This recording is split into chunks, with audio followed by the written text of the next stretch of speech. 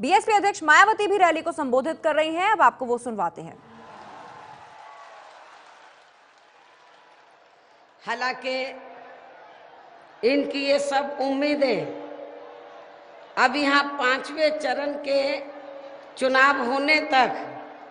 काफी बुरी तरह से टूट चुकी हैं, जिसकी वजह से ही अब ये लोग केवल अपने ऊपरी मन से ही अपनी पार्टी के लोगों का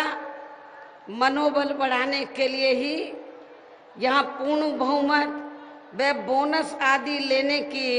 इस किस्म की कोरी हवाई व खोखली बातें ही कर रहे हैं। जबकि इस चुनाव में वास्तव में बीएसपी की अकेले ही यहाँ भारी बोनस के साथ ही अपनी पूर्ण बहुमत की सरकार बनने के लिए जा रही है। जिस प्रकार से बीएसपी को इस बार हर चरण के चुनाव में यहाँ लगातार झमाझम वोट पड़ रहा है, अर्थात अब आप लोग यहाँ सांप्रदायिक सौहार्द वे आपसी भाईचारे के ही होली भी मनाने वाले हैं। और तभी फिर यहाँ खासकर बाबा साहब डॉक्टर भीमराव अंबेडकर एवं मान्यवर श्री कांशीराम जी आदि का भी सपना जरूर साकार हो सकता है, जिसे आप लोग इस बार चुनाव में जरूर पूरा करने वाले हैं, ऐसी मुझे पूरी उम्मीद भी है। और अब मेरा यही कहना है कि आप लोगों को इस चुनाव में अपने खुद के व प्रदेश के हित में भी अपना वोट यहाँ सपा,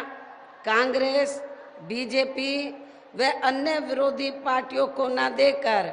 केवल अपनी बहुजन समाज पार्टी को ही देना है। हालांकि इन विरोधी पार्टियों में से खासकर सपा व बीजेपी के बारे में आप लोगों को ये मालूम है कि उत्तर प्रदेश में सपा के लगभग 5 वर्षों के और केंद्र में बीजेपी व प्रधानमंत्री श्री नरेंद्र मोदी के लगभग 2.25 वर्षों के कार्यकाल के दौरान यहाँ इन दोनों ही सरकारों की गलत नीतियों व गलत कार्यकलापों के कारण अब यहाँ प्रदेश के लगभग 22 करोड़ जनता में जो जबरदस्त नाराजगी व आक्रोश व्याप्त है, वह किसी से छिपा हुआ नहीं है। ऐसे हालातों में अब बीजेपी अपने किसी भी चेहरे को प्रदेश के मुख्यमंत्री के रूप में पेश करने की अपनी अभी तक भी हिम्मत नहीं जुटा पा रही है। और वहीं दूसरी तरफ सपा के मुख्यमंत्री पद का चेहरा, जो अपनी सरकार में शुरू से ही यहाँ खासकर कानून व्यवस्था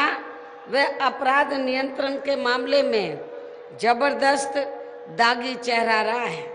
तो अब कांग्रेस पार्टी भी यहाँ सपा के ऐसे दागी चेहरे के साथ ही गठबंधन करके ये चुनाव लड़ रही है। जिस समाजवादी पार्टी को विशेषकर यहाँ गुंडा,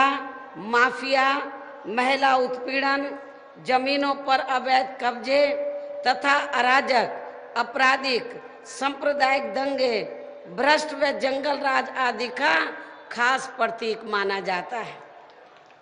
ऐसी स्थिति में अब प्रदेश की आम जनता को ये तय करना है कि क्या वे सपा व कांग्रेस गठबंधन के ऐसे दागी चेहरे को अपना वोट देंगे या फिर इसके स्थान पर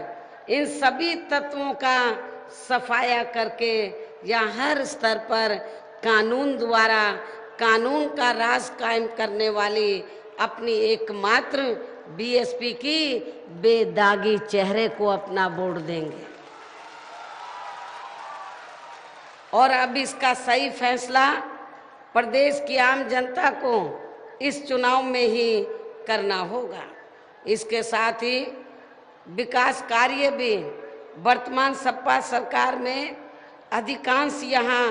आधे अधूरे ही किए जाते रहे हैं, जिनके प्रचार प्रसार पर प्रदेश की जनता का सरकारी करोड़ों अरबों रुपया अकेले यहाँ मीडिया में ही काफ़ी बेदर्दी से खर्च कर दिया गया है, जबकि इसी अपार धन को यहाँ गरीबों के हित व कल्याण के कार्यों पर भी खर्च किया जा सकता था। इसके अलावा इस सपा सरकार में विकास व जनहित के जो भी थोड़े बहुत कार्य किए गए हैं, तो उनमें से अधिकांश कार्यों की शुरुआत बीएसपी की सरकार में ही कर दी गई थी। और इतना ही नहीं, बल्कि बीएसपी की अनेकों जनहित की योजनाओं को तो वर्तमान सपा सरकार ने बहुत चालाकी से